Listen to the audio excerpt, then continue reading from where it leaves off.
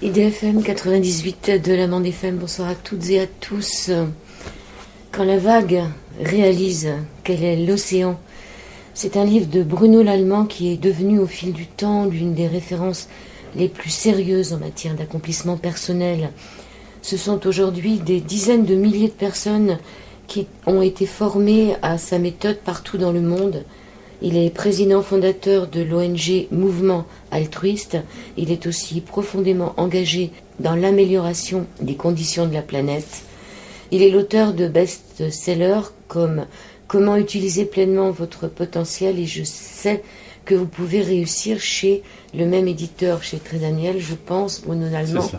Aujourd'hui, le titre de votre dernier livre, c'est Quand la vague réalise qu'elle est l'océan. Vous n'êtes pas ce que vous croyez, vous êtes bien plus que cela. C'est ça.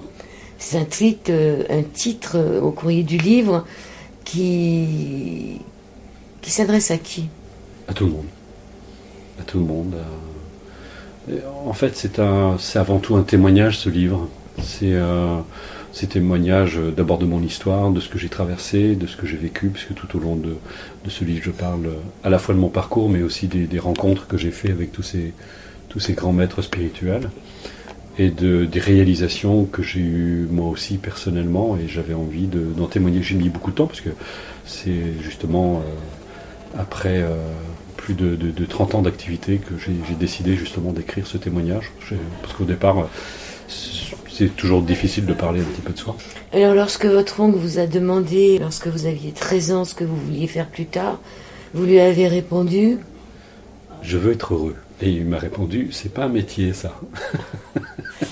Pourquoi lui aviez-vous répondu à cette question en disant je veux être heureux? Parce que j'étais pas heureux. Enfin, l'ambiance autour de moi était pas heureuse, je voyais pas de bonheur, donc je me disais... et c'est d'ailleurs ce que je lui ai répondu. Je lui ai dit, à quoi bon avoir un métier si je suis pas heureux? D'abord, le premier modèle que j'ai eu, c'était ma famille, et ce premier modèle m'a pas donné envie de le suivre. Oui, alors vous êtes d'une famille de 7 enfants, vous êtes le 4e, avec une maman qui a plutôt des tendances suicidaires, vous comprenez pas parce qu'elle vous dit que vous êtes tout pour ses enfants sont tout pour elle, et finalement elle veut se suicider, donc il y a aussi quelque chose que vous comprenez pas. Mais non, parce que ça me paraissait absurde, on peut pas dire à quelqu'un qu'on l'aime et puis de passer son temps à menacer de l'abandonner en se suicidant. Donc pour moi c'était complètement absurde, il y a quelque chose qui collait pas.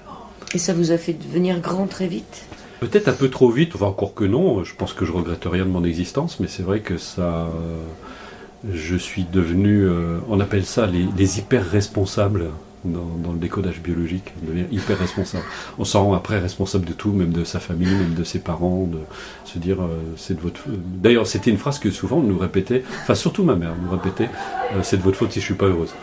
Je crois que très vite je me suis posé la question, mais qu'est-ce qu'on fout sur Terre? C'est quoi le but de la vie? C'est quoi le sens? Parce que quand je voyais ma famille, mes parents, puis pas seulement mes parents, mais les proches parents, les autres, je me disais, ça reflète pas le bonheur. Je me suis dit, c'est bizarre la vie quand même. On est là, je sais pas, la vie doit nous jouer une mauvaise farce, une grosse blague, il y a quelque chose qui collait pas, quoi. Donc je me disais, puis je sentais au fond de moi quelque chose intuitivement qui avait forcément autre chose. Il devait y avoir forcément autre chose, parce que d'ailleurs je crois que j'en parle dans le livre, je me suis dit, si c'est ça la vie, je préfère partir maintenant, parce que ça n'a pas de sens. Donc il fallait que je comprenne.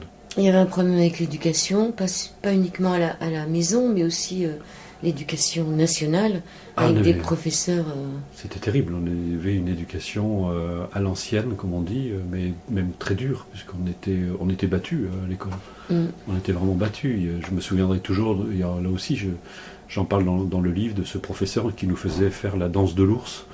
Donc quand on n'avait pas les réponses, on allait sur l'estrade, puis il nous fouettait à coups de tuyau à gaz. Donc ça forcément, ça marquait le petit enfant que j'étais aussi, ça ne rajoutait qu'au questionnement, de se dire qu'est-ce que je fous là, quoi.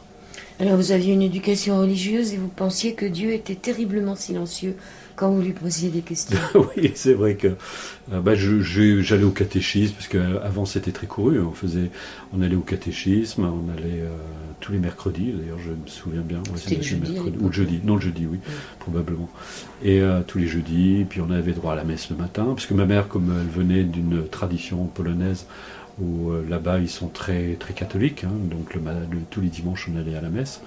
Donc on avait d'ailleurs nos habits pour la messe. messe. Et donc tous les dimanches, je devais aller à la messe, à laquelle je ne comprenais pas grand-chose d'ailleurs, puisqu'on avait un curé qui parlait d'amour, mais qui, franchement, ça transpirait pas. Et puis au catéchisme aussi, c'est pareil, on n'arrêtait pas de se faire engueuler par le prêtre qui nous donnait les cours. Et c'est vrai que c'était pas... Il y avait une espèce de paradoxe là aussi. Alors à 19 ans, vous faites des études, après vous vous retrouvez à travailler plus ou moins dans la famille avec quelqu'un qui vous coopte, on peut dire, au départ. Oui. Et à 19 ans, vous vivez votre première expérience. C'est ça. Alors c'est vrai que ça m'a... J'étais, comment dire... Aujourd'hui, je me dis que c'était probablement une des réponses à la question que je me posais. Se dire c'est quoi le sens de la vie. Et ce qui m'est arrivé sur cette plage à Antibes, ça a été très bouleversant parce que pendant pratiquement une journée entière, j'ai vécu cet état d'unité parfaite. Il n'y avait pas un sentiment de... C'est impossible à décrire une expérience pareille parce qu'on se sent totalement unifié au reste de l'univers, on sent qu'il n'y a plus de barrières, que notre mental n'interfère plus entre ce que l'on est en train d'expérimenter et la vie, il y a vraiment un sentiment comment dire, de félicité, de bonheur, mais totalement inconditionnel. Et je voyais que ça ne dépendait pas d'aucune condition extérieure, parce que les conditions extérieures continuaient à être ce qu'elles étaient, ça ne changeait strictement rien, mais j'étais dans un état vraiment de parfait bonheur. Je crois que c'est vraiment d'unité et de parfait bonheur, d'harmonie, où je sentais que, d'ailleurs j'en parle, au début quand je racontais ça à mes amis, ils disaient « t'as fumé la moquette ?» parce que je disais je regarde une mouette, j'avais l'impression d'être la mouette, je regardais le ciel, j'avais l'impression d'être le ciel. En fait, il n'y a plus cette séparation entre les objets de mes perceptions. Et sur le moment, c'était pas bouleversant, au contraire, c'était bienfaisant. C'était vraiment un sentiment extraordinaire. C'est plutôt après que c'était un peu dur. Hein, parce qu'après, on va revenir à l'avant. Oui. Hein, c'est-à-dire, si vous vous êtes retrouvé sur cette plage, c'est que vous aviez tout lâché. Oui. Vous aviez tout lâché quand même. Vous aviez fait le pas pour y aller, sans savoir ce qui allait vous arriver. Mais vous avez pris le train, vous êtes parti sur une plage que vous connaissiez dans votre enfance. C'est ça. C'est-à-dire que vous avez tout abandonné sans vous rendre compte que vous abandonniez tout pour vous retrouver dans cet état-là. C'est ça. Mais je ne savais pas du tout ce qui m'attendait. Moi, j'étais juste... au sortir, je sortais d'un stage que j'avais fait à Paris, de communication, parce que je me trouvais très timide. Et je me suis dit, bon, il faut que j'apprenne à parler, échanger avec les gens. Bon, c'était plus... D'ailleurs, pour la petite histoire, j'en parle pas dans le livre, mais je m'étais complètement trompé de stage, parce que c'était un stage pour apprendre à parler en public. Et je ne m'étais pas destiné à parler en public, je voulais surtout sortir de ma timidité. Et maintenant je donne des conférences, donc finalement quelque part c'était bien, oui. Et donc mais j'étais très fatigué après, c'était très éprouvant psychologiquement, émotionnellement, physiquement aussi d'ailleurs. Donc je me suis dit je vais pas rentrer, je vais prendre mon baluchon, puis je descends un type. C'était pas du tout prémédité. J'ai pris le train, je suis monté dedans, et puis j'ai roulé la nuit, et puis le lendemain, quand je suis arrivé, parce qu'à l'époque il n'y avait pas les TGV, on roulait toute la nuit pour aller dans le sud. Et puis à l'époque on pouvait dormir sur les plages. Oui, aussi à l'époque. On avait beaucoup plus de liberté. Oui, c'est vrai que ça a beaucoup changé maintenant. Alors donc vous êtes sur cette plage, vous y restez un certain moment, et là, ce qui est incroyable, c'est qu'ensuite vous avez plein de gens autour de vous. Oui. Qu'est-ce qui s'est passé? Donc il y avait des gens qui vous regardaient. À votre avis, dans quel état vous étiez? Essayez de nous décrire comment les gens vous ont perçu. Alors, il faut quand même préciser, il y a eu plusieurs étapes. Il y a cette étape où moi je m'allonge sur la plage, il est à peu près 7h, 7h30 du matin, et je me mets en maillot de bain, il fait encore un peu frais, puis je m'allonge. Et là, j'ai commencé à vivre quelque chose d'étonnant, puisque mon corps s'est mis à se relaxer tout seul sans que je fasse strictement rien. Et c'était très agréable d'ailleurs comme sensation, parce que c'était une sensation d'abandon complet.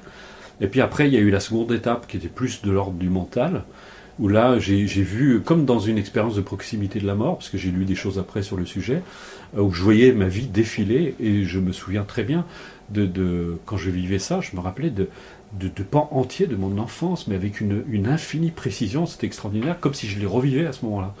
C'était assez extraordinaire, et il y a eu cette espèce de défilé, je ne sais pas combien de temps ça a duré, et à un moment, toutes ces pensées se sont arrêtées, se sont calmées, j'étais dans cet état de totale plénitude.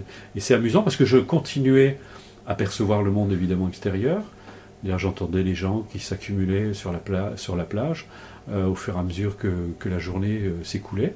Mais moi, je bougeais pas. Et ce qui a été assez surprenant, parce que je me suis dit, il y a des gens... Enfin, je me suis rien dit, c'est plutôt après que je me suis dit, mais c'est étonnant que personne ne soit venu me déranger, parce qu'ils auraient pu quand même se poser la question, le type, il bouge pas.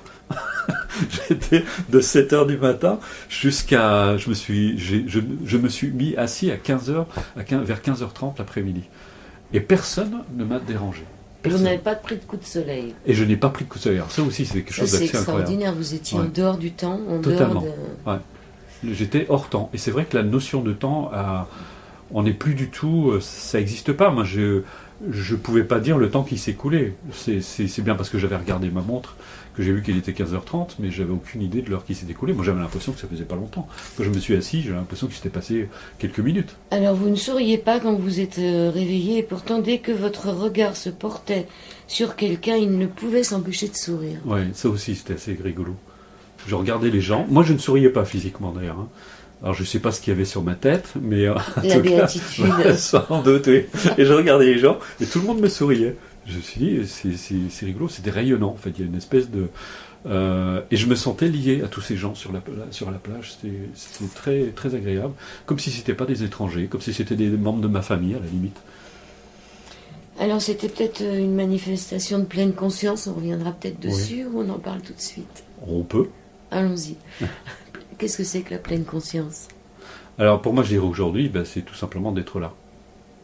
On fait des choses très très compliquées sur la pleine conscience, mais c'est la capacité à être totalement 100% ici, maintenant, là, dans ce qu'on vit. Parce que j'ai vu des choses, d'ailleurs je crois que j'en parle dans le livre, à un moment on parle de la méditation pleine conscience, mais c'est un pléonasme en fait. Puisque le but de la méditation, c'est de s'entraîner à être conscient, à être de plus en plus là. Parce qu'aujourd'hui, on se perd dans des concepts. Il y a des gens qui appellent la méditation, enfin ils mettent des choses un peu bizarres derrière. Et le but de la méditation, c'est d'ailleurs Sögyal Rinpoché qui le dit très bien quand il enseigne, c'est le but de la méditation, c'est d'éveiller l'attention. Donc d'être là tout simplement. D'être là et de ne pas être associé à notre mental, c'est-à-dire pas être dans le passé ou dans le futur, c'est vraiment d'être là. Mais même ça, c'est un concept souvent qui est compliqué pour beaucoup de gens parce qu'ils disent il ne faut pas que je pense à mon passé, il ne faut pas que je pense à mon futur. En fait, quand on est là, on voit tout. C'est-à-dire qu'on voit nos pensées qui parlent du passé, on voit nos pensées qui parlent du futur, mais nous, on est là. On n'est pas associé aux pensées, en fait. On est juste là. Et quoi qu'il s'élève, quoi qu'il se passe, quoi qu'il se produise au niveau de la conscience, on s'en occupe pas. On est juste là. C'est juste, j'aime bien cette notion d'événements mentaux. Ce sont des événements qui se produisent au sein de notre esprit, mais on ne s'identifie pas, on les laisse passer, comme un nuage qu'on laisse passer dans le ciel. Cette expérience que vous avez vécue à 19 ans, quelque part, vous allez chercher à la reproduire. Oui, c'est ça. Et ça, c'est pas évident. Ah ben non, parce qu'en fait, moi je pensais qu'il y avait un truc, que je sais pas, il y avait certainement un bouton pour allumer la lumière à nouveau, et puis je me suis rendu compte que c'était pas si simple que ça. Donc j'ai utilisé plein de techniques que j'ai découvertes dans des livres, j'ai même fait du forcing. Je me rappelle que j'avais monté une côte à vélo en répétant des mantras. C'était assez rigolo, mais j'arrivais à épuiser mon mental comme ça, et je pouvais vivre des états de grand calme, même de bien-être parfois, mais rien de comparable à cette expérience. Et pour moi, c'est ce qui avait de sens à la vie. Je me suis dit, le but de la vie, c'est d'être heureux. C'est pour moi, comme j'ai vécu ce bonheur sans la moindre condition, je me suis dit, mais voilà, il n'y a que ça. Donc je voulais retrouver que ça. Et j'ai compris plus tard, d'ailleurs, grâce aux enseignements que j'ai reçus de nombreux sages, qu'en fait, c'est que dès qu'on en fait un but, on passe à côté, justement, puisqu'on ne doit pas... Ça arrive, ça se produit quand c'est le moment. Quand les conditions sont réunies, le phénomène peut se produire. Alors c'est un peu la chance du débutant, l'esprit du débutant dans le zen. Ça vous arrivera par la suite après aussi dans des méditations. Oui. D'avoir une expérience extraordinaire et de ne pas pouvoir la reproduire parce que vous la cherchez après. On recherche à revivre la même chose. On veut vivre parce qu'on croit qu'on peut le contrôler. En fait, on ne contrôle pas. On croit qu'on peut déclencher surtout. C'est ça, on croit qu'on peut déclencher. En fait, non. En fait, non. On ne peut pas déclencher, on ne peut pas décider quand ça arrive. C'est un peu comme si on attend, on se met à une gare et on attend le train, on ne sait pas s'il va arriver ou pas, quoi. Et si on est là au bon moment, il va arriver et puis on pourra monter dedans, quoi. Mais alors on ne peut pas déclencher. Qui déclenche? Qui a fait que cette expérience, vous l'avez vécue sur la plage? C'est le jeu des causes et des conditions. C'est comme on n'a pas de certitude. Il y a dans le ciel, le nuage va se produire par le jeu des causes et des conditions. Et puis il va disparaître par le jeu des causes et des conditions. C'est-à-dire que je crois que j'avais trouvé une image qui illustrait assez bien ça. C'est comme si j'étais passé devant une fenêtre très sale, où la lumière ne perce pas, mais il y a un endroit, il y a un trou. Et puis là, la lumière, elle perce. Et je passe juste devant, et là, je suis illuminé. C'est-à-dire, je reçois la lumière. Pas illuminé dans le sens... Et pourquoi pas? Oui, oui. Ouais, pourquoi Mais pas? à ce moment-là, on reçoit cette lumière. On se dit, tiens, il y a quelque chose là. Mais ce qu'on ne voit pas... Mais après, on quitte le champ de la lumière, et donc on ne le voit plus. Et on croit que c'est la lumière qui nous a abandonnés. En fait, c'est nous qui sommes retournés dans notre manière de fonctionner habituelle. C'est-à-dire qu'on a quitté le champ de la lumière. Et le truc après, c'est que, j'ai compris, c'est qu'en fait, il faut nettoyer la vitre. C'est tous les nuages, ce que les bouddhistes appellent les obscurcissements mentaux, qui font que on nettoie la vitre tous les jours, et puis après, la lumière, elle entre. De plus en plus. Il faut nettoyer la vitre, mais il faut aussi nettoyer la vase. Hein, oui, il n'y a pas que la... Et ça, c'est une autre histoire. Oui, tout à fait. Alors, puisque vous parlez de vitres et de fenêtres, il y a une très belle histoire avec un oiseau qui vient vous voir quand vous êtes avec Rinpoché, qui vient, ce petit oiseau noir qui vient se poser dans votre chambre alors que la fenêtre est pratiquement fermée, qui à travers la fenêtre et les rideaux, et cet oiseau qui vient vous voir, vous avez compris pourquoi vraiment il vient vous voir, vous? Alors, moi j'ai beaucoup discuté avec Rinpoché plus tard, qui me disait que ce genre de phénomène se produit quand on a un bon lien avec le maître. Et toutes les expériences que j'ai pu vivre avec Rinpoché ont confirmé ça, c'est qu'effectivement j'avais probablement un très bon lien avec lui. D'ailleurs, la première c'est qu'effectivement je me suis toujours senti lié à lui.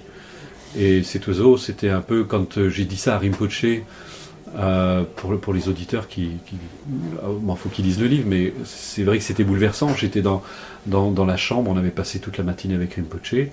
Moi, je suis allé me reposer un petit peu dans la chambre. J'avais laissé les fenêtres à peine entrebâillées de 10 cm, puis j'ai entendu un bruit bizarre.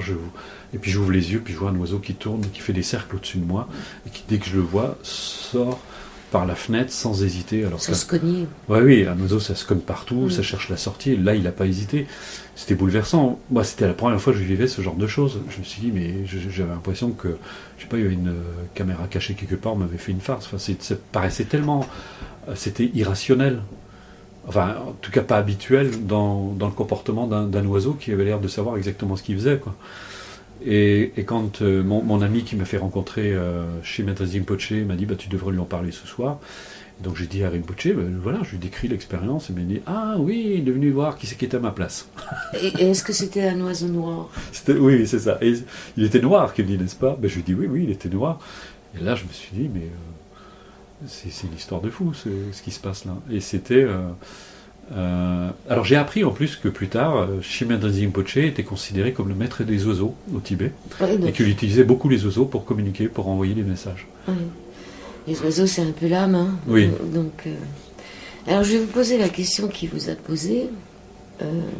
Quelle différence y a-t-il entre la relaxation et la méditation? C'est la première question qui vous... C'est la première question qui m'a posée. Et qu'est-ce que vous avez répondu? Parce que c'est pas dans le livre.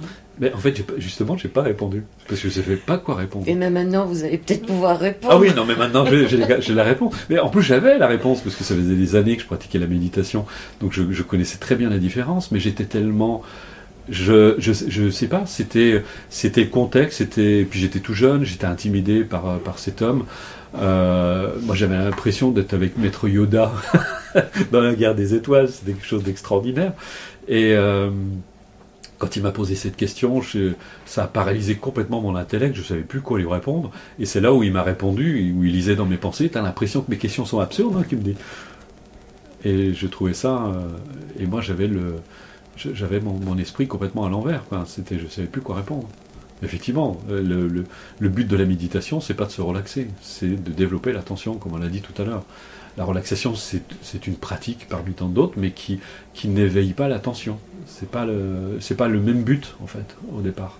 Dans la relaxation, on cherche à se relaxer, mais dans la méditation, on cherche pas à se relaxer. Il y a un effet par voie de conséquence, on peut se sentir parfois relaxé, mais c'est pas le but. Pour pouvoir y retourner, il faut accepter la vasque au fond de l'étang, parce qu'on n'est pas encore tout à fait dans la mer et l'océan. Et surtout, il faut beaucoup de patience. Il faut de la patience, il faut être honnête avec soi-même, parce que Totalement. ce qu'on va voir, c'est pas forcément ce qu'on a envie de voir. Non, c'est clair.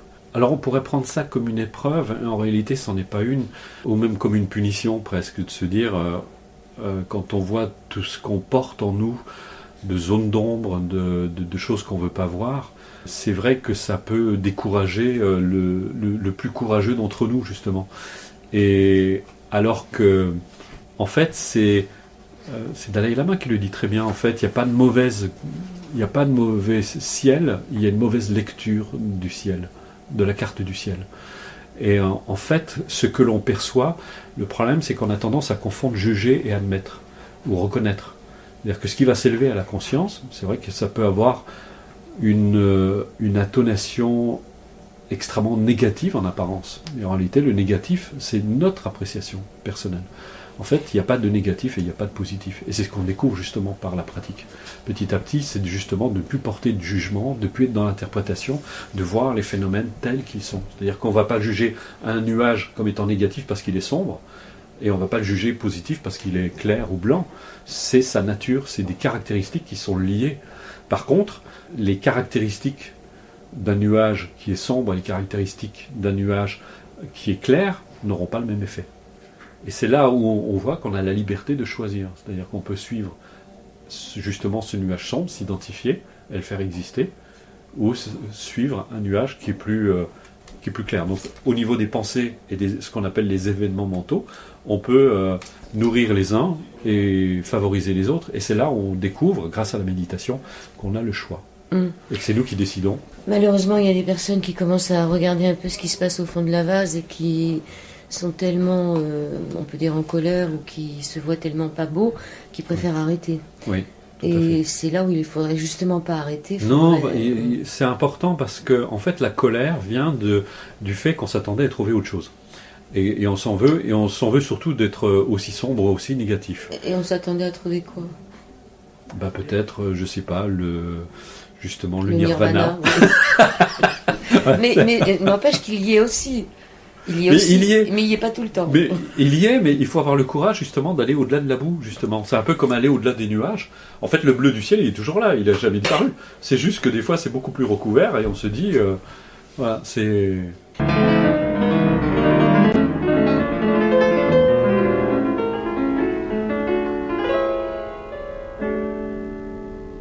Aujourd'hui, les gens semblent éprouver une certaine fascination, c'est à la page 28, pour ces pouvoirs qui, dans la majorité des cas, ne sont que la compensation de grandes souffrances. C'est ça. Ça voudrait dire que des gens qui sont à peu près bien, on peut dire, dans leur tête, dans leur peau, la méditation, ça leur apportera rien parce qu'ils ne sont pas dans la souffrance. Non, parce que quand je parle des pouvoirs, je parlais des pouvoirs psychiques qu'on peut développer.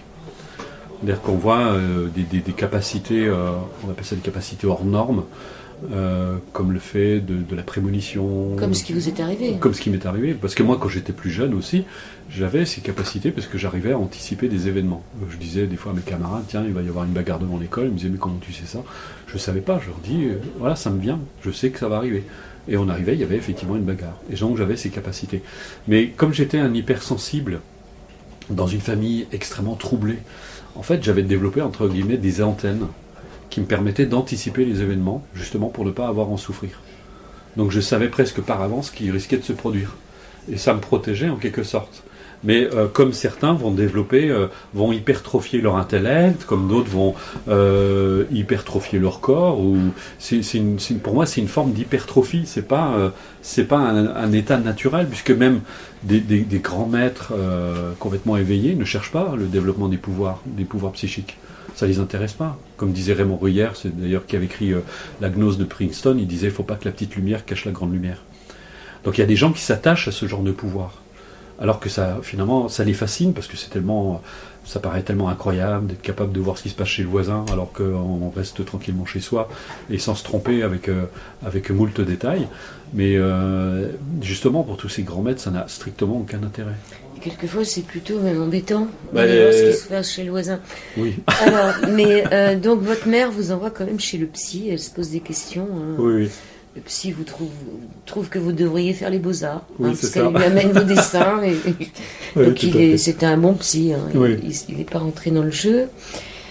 Alors votre vie est parcourue par des personnes qui un peu vous mettent sur la voie, hein, puisque votre premier boulot, votre premier job, c'était la famille qui vous y conduisiez. Oui, c'est ça. Donc là, vous vous retrouvez à 25 ans à ouvrir un cabinet, on peut dire, d'aide à la personne. Hein. Qu'est-ce que vous En fait, êtes c'est à 26 ans. 26 ans. C'est à 26 ans. Mais vous êtes jeune. Ouais, j'étais jeune. Vous étiez un peu jeune pour faire ça. Ben, oui, mais ça m'est presque. Moi, je ne le voulais pas d'ailleurs. Hein. Ça m'a été presque imposé. Oui, ça vous arrive. Oui, parce que c'était la mère de ma compagne de l'époque qui travaillait dans un CMPP, donc qui s'occupait de gens en difficulté, et qui m'a envoyé une personne en me disant, mais écoute, occupe-toi d'elle, ça va lui faire du bien. Mais je suis, mais moi je veux pas, et je voulais pas.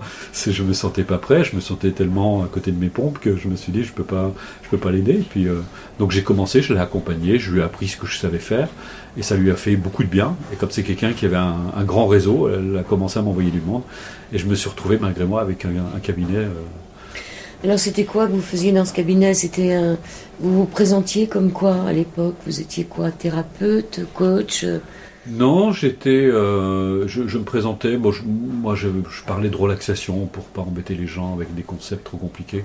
Je leur dis, je vais vous apprendre à vous détendre, à vous faire Un du peu de bien. sophrologie? Voilà, d'une certaine Ouais. manière, oui, tout à fait. Et donc, mais sans le savoir, je leur apprenais à faire de la méditation, mais j'appelais pas ça méditation.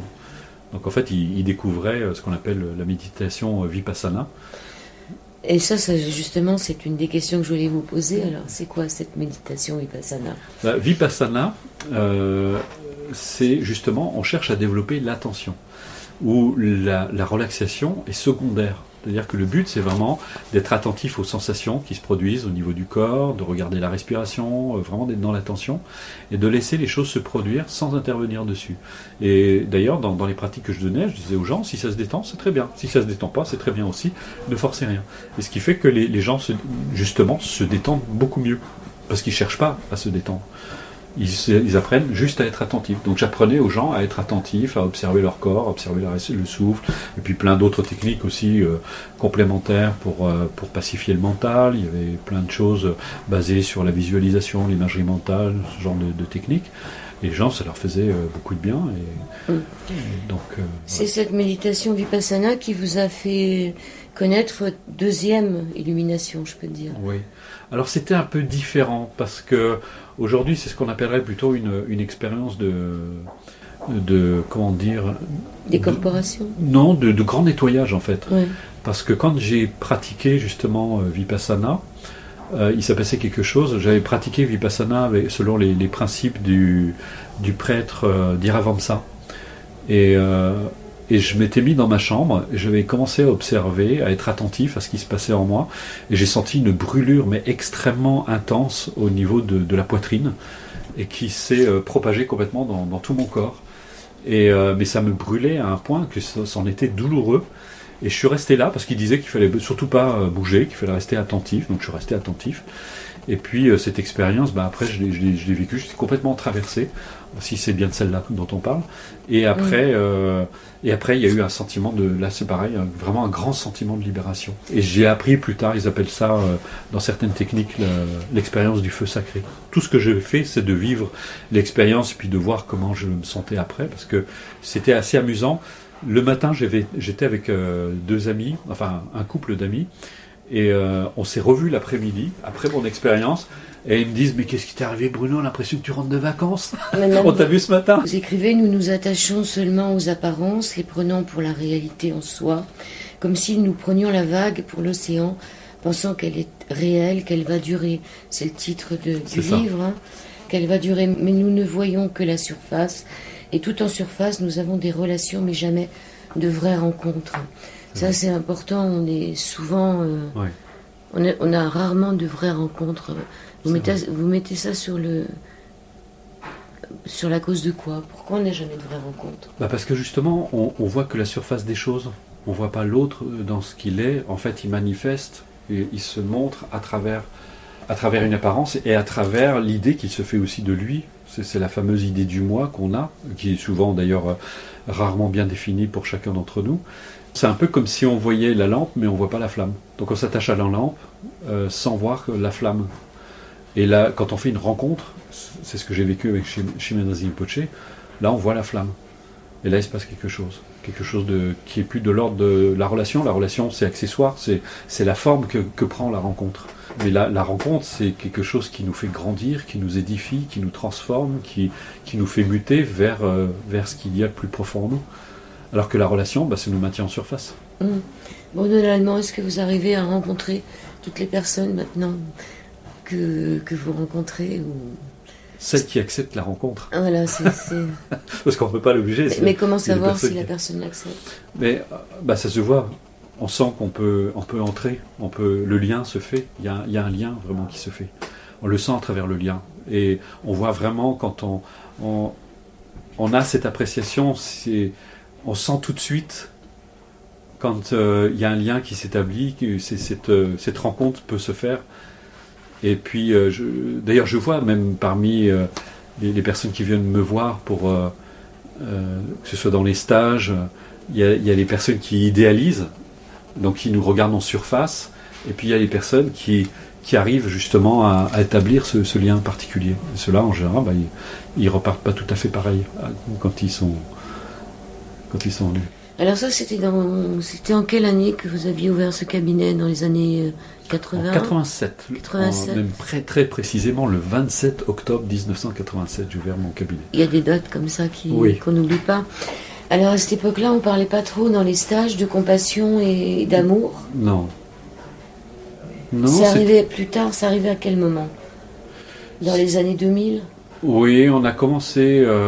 mais c'est pour ça que même moi-même, le mot amour et compassion, je faisais très attention quand je l'utilisais, parce que c'était quelque chose qui était sectaire. Qui était sectaire, ou qui faisait peur, ou... Enfin, c'était très très connoté. Alors c'est vrai qu'après, on a eu quand même des auteurs qui ont parlé de l'amour, mais de manière inconditionnelle, avec beaucoup plus de rigueur. Parce que ce qui est très intéressant dans le bouddhisme, par exemple, c'est que on étudie la compassion, on étudie l'amour. C'est un sujet d'étude, c'est pas quelque chose qui est vu en surface. Et pour eux, justement, c'est pas un état émotionnel, c'est pas Nous, on confond, j'en parle souvent d'ailleurs, les bons sentiments et l'amour altruiste, qui est tout à fait différente. On parle même d'ailleurs dans le bouddhisme d'état d'amour. Alors que nous, dans nos cultures, même encore aujourd'hui, alors qu'on parle beaucoup d'amour inconditionnel, il y a très peu de gens qui comprennent réellement ce que c'est. Parce qu'ils sont dans une relation où il y a beaucoup d'attachement, il y a beaucoup d'attente, il y a beaucoup d'espoir. Alors que dans l'amour altruiste, c'est comme, c'est comme une fleur qui va donner son parfum. Elle ne se demande pas à qui elle va le donner. C'est pour tous. Et c'est ça l'amour altruiste en fait. L'amour altruiste, c'est l'amour pour tous. C'est le droit au bonheur pour tous les êtres. Et on ne fait pas de distinction. Et il y a d'ailleurs des pratiques, comme par exemple dans la pratique de l'équanimité, où on va essayer de faire l'effort de souhaiter du bonheur même à ses ennemis. C'est quoi l'équanimité? C'est justement une attitude égale à l'égard de tous les êtres. Équanimité. Et même de ceux qu'on n'aime pas. Même de ceux qu'on n'aime pas. Et surtout de ceux qu'on n'aime pas. Ça paraît difficile. Ça veut pas dire, et c'est là où justement c'est important, ça veut pas dire qu'on va avoir une relation avec eux. Et les gens, encore une fois, confondent la relation et l'amour, qui n'a strictement rien à voir non plus. Dans l'amour, on est capable de souhaiter du bonheur même à son pire ennemi. Au contraire, on va même voir que le fait d'être capable de souhaiter du bonheur à son pire ennemi nous en libère. Parce qu'en fait, ça va nous libérer de l'emprise qu'il a sur nous, puisque l'amour va nous guérir, nous, en premier lieu. Donc si mon ennemi n'arrive plus à m'affecter, je suis libre. Ça demanderait une émission complète. Oui. Pour en arriver là. Parlez-nous du syndrome de la chaussure. La satisfaction du désir. Ah. C'était un terme que j'avais inventé parce que j'ai refait des études de psychologie après mon expérience parce que je voulais avoir aussi des réponses, mais j'ai été très déçu parce qu'on aborde l'être humain d'un point de vue purement rationnel et intellectuel. Et j'ai fréquenté beaucoup de milieux psy et je me rendais compte que beaucoup de thérapeutes étaient comme le cordonnier qui était mal chaussé. Donc c'est pour ça que j'ai appelé ça le syndrome de la chaussure. Donc je voyais après j'ai découvert plein de coachs qui étaient, je me suis dit, mais ça fleurit encore. Oui, je vais peut-être pas aller les voir, je me suis dit, parce qu'ils ont l'air encore plus mal que moi. Oui, alors, vous avez eu un regard sur vous aussi assez dur, puisque vous avez commencé à vous occuper des autres à 26 ans, et vous dites que la souffrance des autres vous faisait grandir vous-même, et qu'il y a des moments où vous n'avez pas été à la hauteur. Oui. Vous avez un regard sur le boulot que vous faisiez vous, à cette époque-là, comme étant pas forcément parfait, que vous avez fait des erreurs, etc. Ah oui, tout à fait. C'est difficile de pouvoir aider l'autre.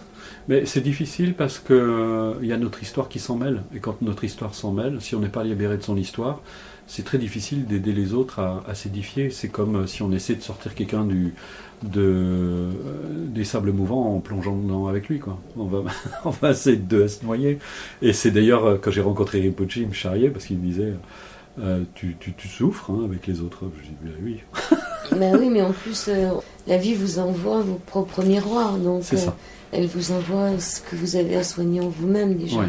Mais c'est ça qui est aussi, et je pense que moi j'inviterais beaucoup de coachs et de thérapeutes, c'est important d'être vraiment très très honnête envers soi-même quand on veut aider les autres. En fait, il n'y a personne à aider. C'est, pour moi aujourd'hui, c'est pas une relation d'aide. J'aide personne en fait, c'est un partage.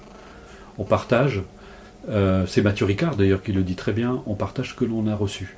C'est-à-dire que si on va faire un pique-nique avec d'autres personnes, on partage ce que l'on a dans le panier. Et c'est ça, on fait que partager. Moi, j'aide pas les gens. C'est eux qui vont s'aider avec ce que je leur donne. C'est un peu comme comment dire, si on devait définir le rôle d'un parent, c'est d'aider l'enfant à voler de ses propres ailes, à créer lui-même son bonheur de manière autonome. Eh bien, un bon guide, c'est ça, c'est ce qu'il fait, c'est que, mais pour ça, il faut que lui, il ait acquis cette autonomie. Mais comme on mêle ces histoires aux histoires de ceux qu'on guide, ça fait un truc bizarre. Donc là, il n'y a pas, on ne peut pas aider les autres. Comment dire, on ne peut qu'être. D'ailleurs, c'est ce qu'ils disent dans le bouddhisme. On peut être qu'un phare pour eux. Et pour ça, il faut s'être libéré aussi. Ouais, un aveugle ne peut pas guider un aveugle.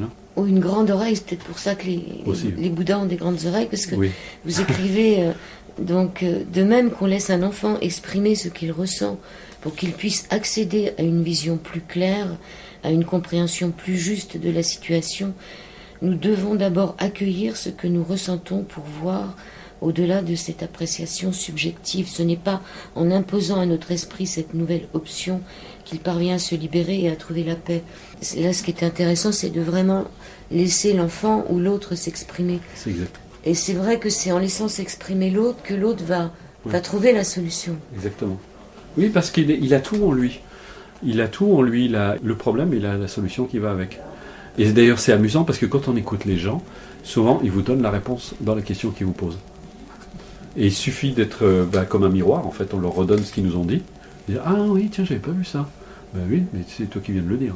Donc laisser les enfants s'exprimer, ça sera peut-être vraiment, moi je pense, le clou de cette émission. On a tendance à pas trop entendre nos enfants, et pourtant c'est par eux que le monde peut changer.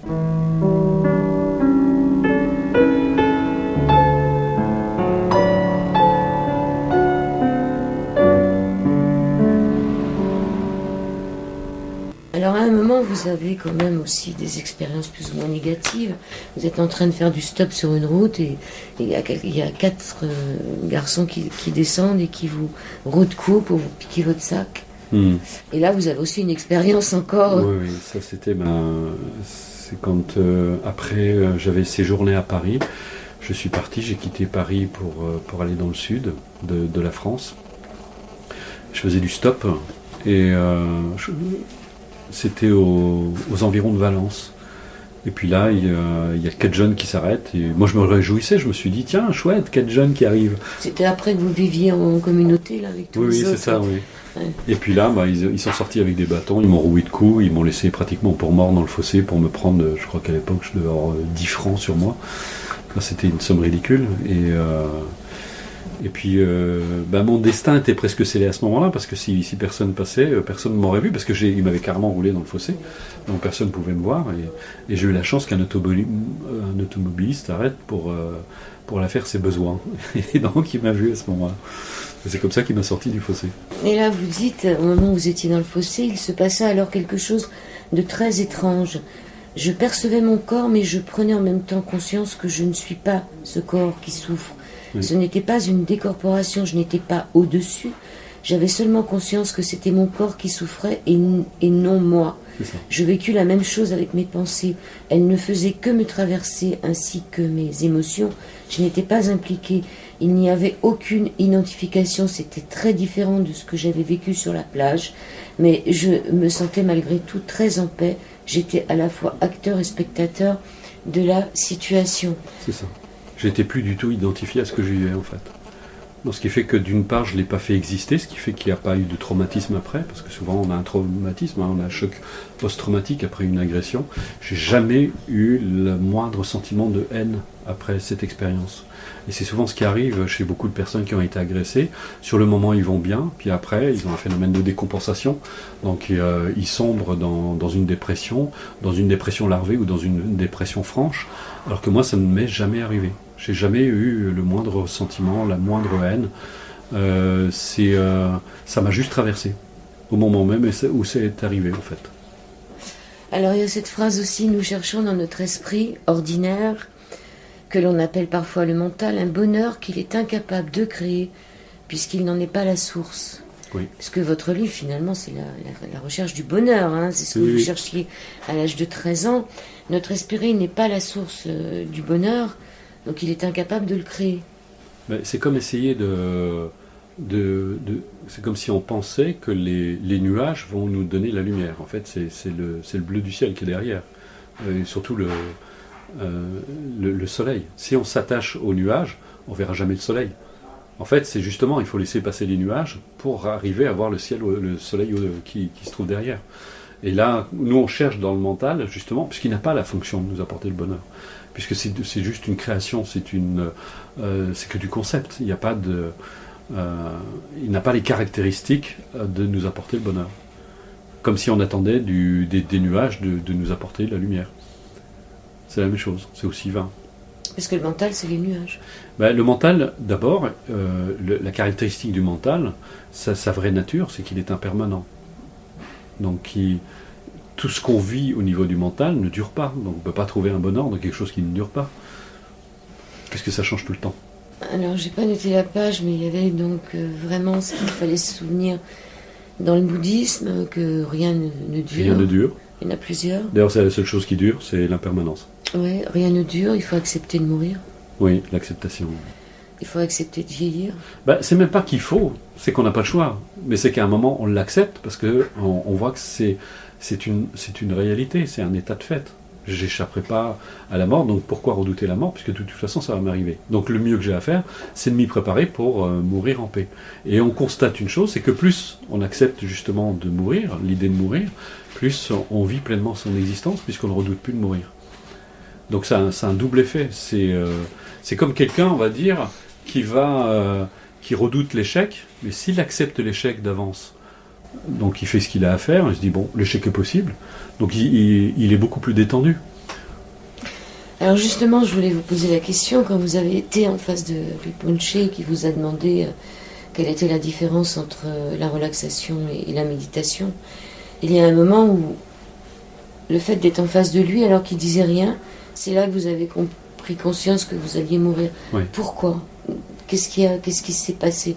Puisqu'il ne disait rien, est-ce que c'était son attitude ? Est-ce que c'était le fait d'avoir une personne âgée devant vous ? Non, c'est sa présence, parce qu'il faut savoir, quand on est en face d'un homme comme Shimazu Rinpoche, comme ces êtres accomplis, comme il est totalement dans l'instant, il nous amène forcément dans l'instant. Mais dans l'instant, on voit tout.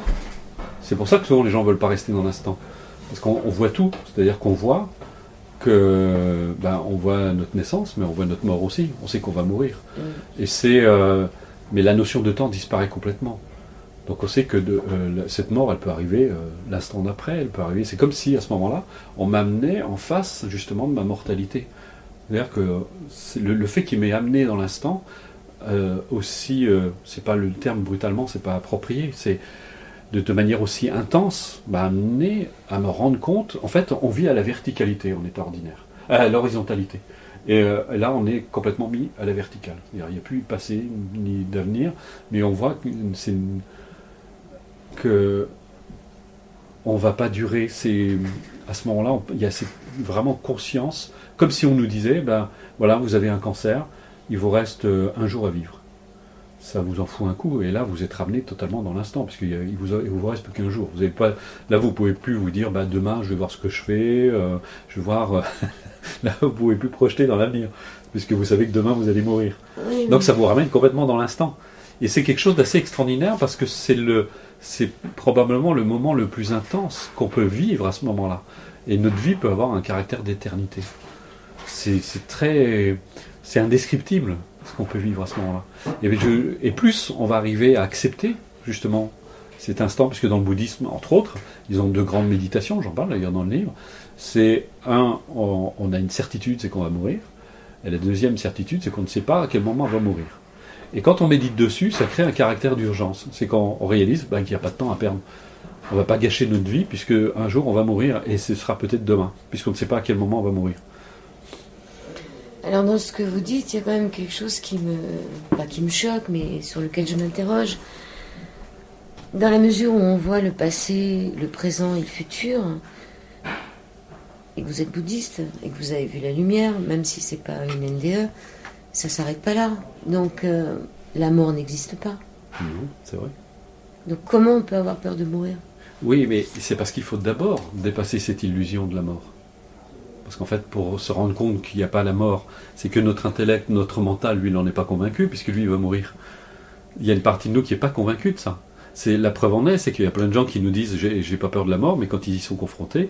Oui, c'est votre mental qui a peur. Bah oui, mais puis il y a tout notre cerveau limbique qui se réveille. Hein. C'est l'instinct de survie qui se réveille à ce moment-là. On se met à flipper. Et donc forcément, c'est pour ça que c'est important d'être vraiment totalement honnête avec soi. C'est difficile, c'est justement ce que disait d'ailleurs Dhiravamsa, il a raison, la chose la plus difficile à réaliser dans la spiritualité, c'est l'honnêteté envers soi-même. C'est d'être totalement honnête avec soi, de ne rien se cacher. Voilà, c'est un état de fait, j'ai peur de la mort.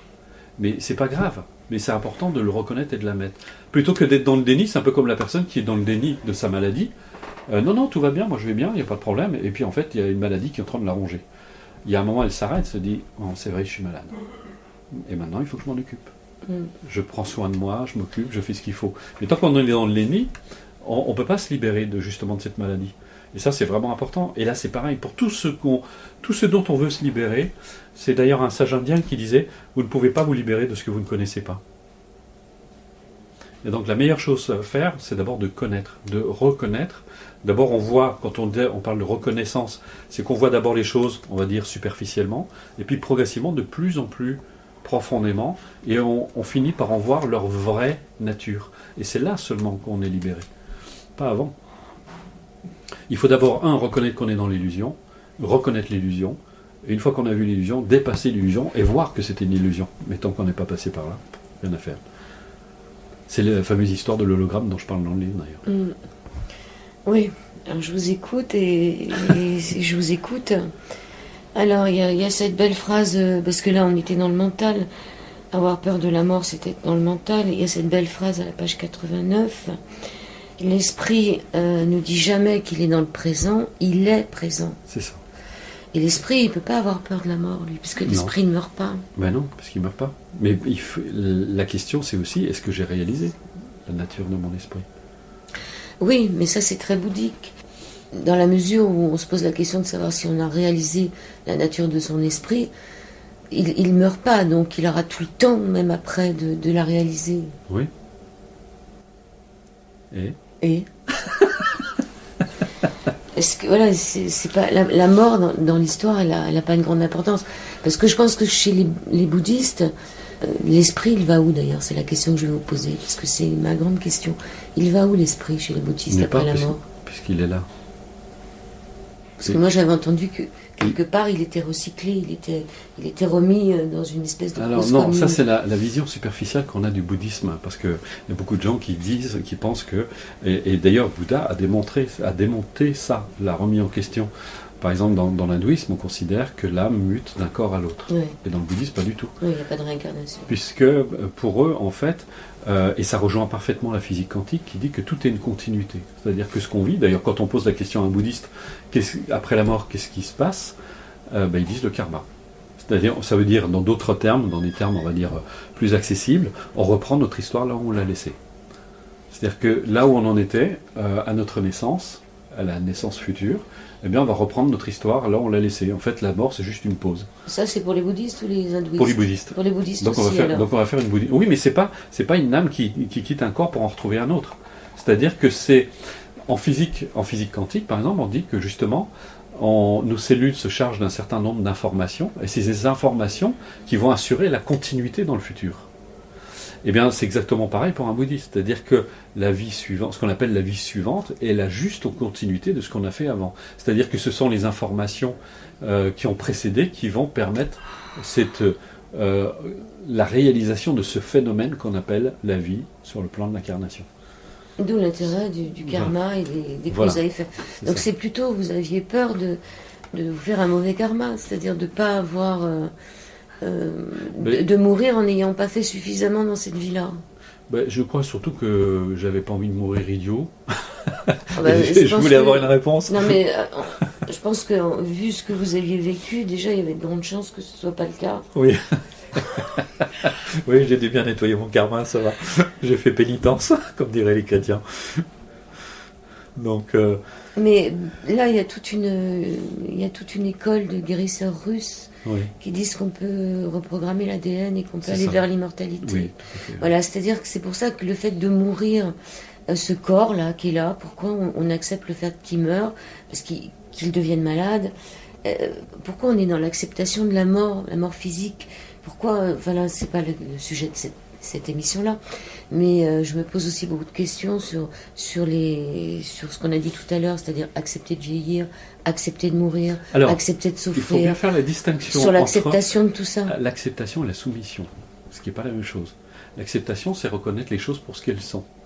Mais s'il peut y avoir une autre possibilité, elle est acceptée aussi.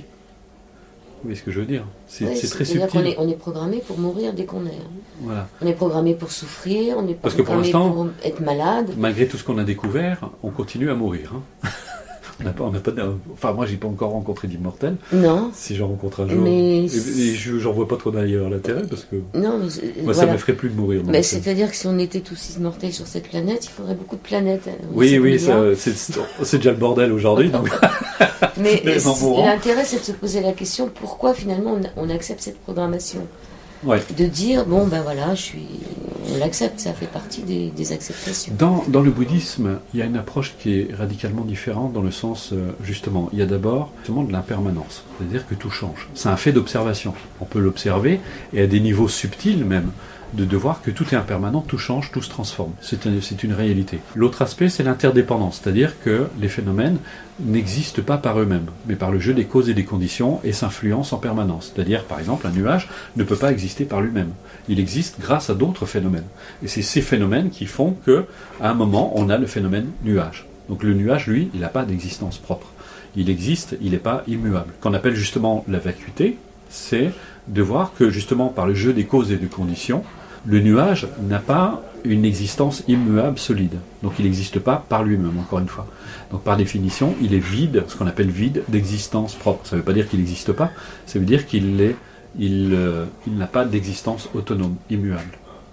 Est-ce que nous, on peut être considéré comme un nuage? Oui. Oui.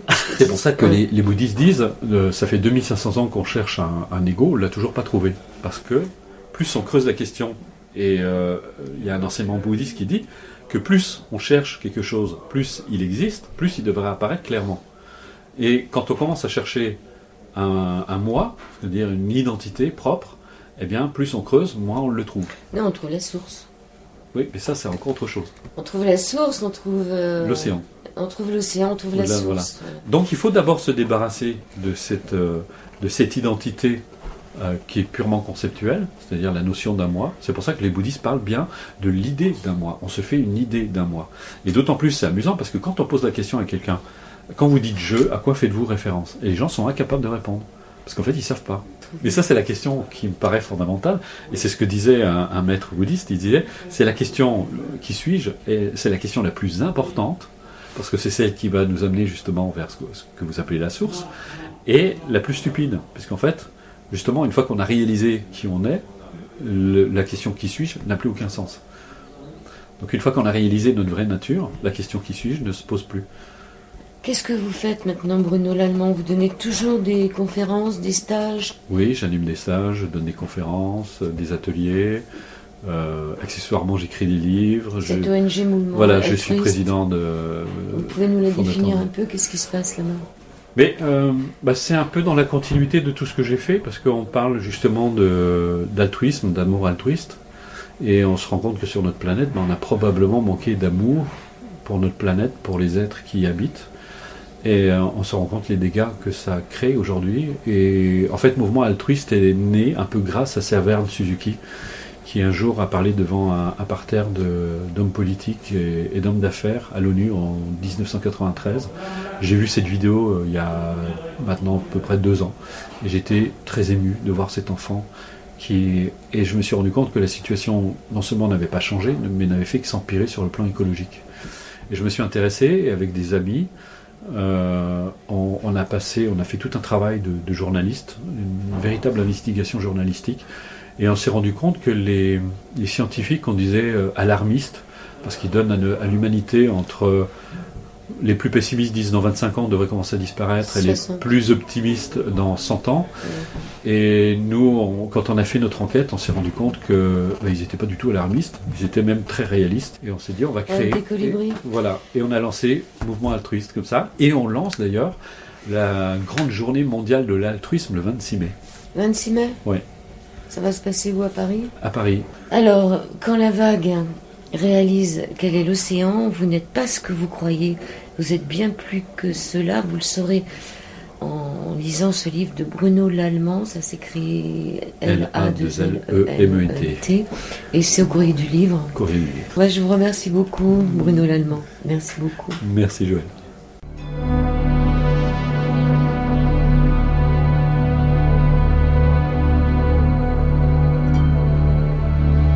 Sur les 98 MHz de la bande FM, chargez-vous en ondes positives.